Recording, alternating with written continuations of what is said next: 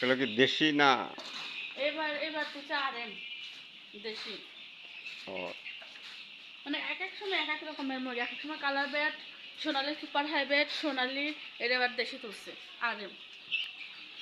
ও এটা দেশি আরএম না? জি, সুরজের বাচ্চা বলে সেইটা।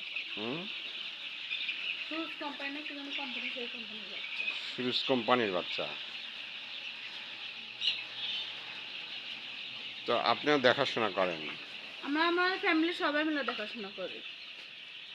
আহ, আমার হাজবেন্ড, শ্বশুর, শাশুড়ি, দেবর সবাই মিলে দেখাশোনা করি। হুম।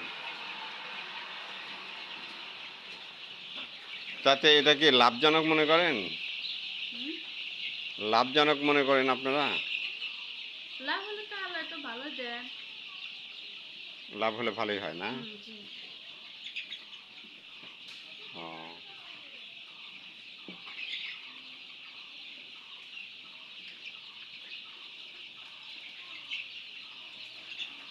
মানে এগুলো কয়দিনের বাচ্চা? এই তো আজকে কয় তারিখ? 2 তারিখে বাচ্চা আনা হয়েছে। আচ্ছা ফেব্রুয়ারি 2 তারিখে। আচ্ছা। 20 দিন কি হয়েছে? আর 16 তারিখ।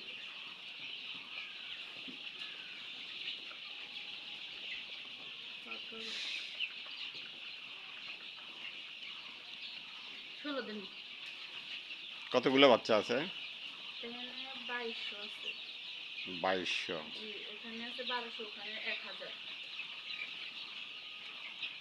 কয়দিন লাগবে এটা? এটা সেল দিতে 60 দিন সময় লাগবে।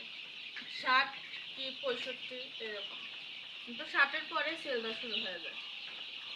60-65 দিন পরে সেল দিবেন? মানে যে 60 যেমন 50 বা 49 দিনের মধ্যে আসলে তখন সেল দেওয়ার সময় আসে। সেল দিতে দিতে আপনার 60 পার হয়ে যায়। একবারে তো যদি ঢাকা থেকে যদি গাড়ি আসে তাহলে সব বাচ্চা একবারে নিয়ে যায়। আর যদি ডিলারের কাছে দেওয়া হয় তাহলে সিরে সিরে 5-7 দিনের মধ্যে যায়।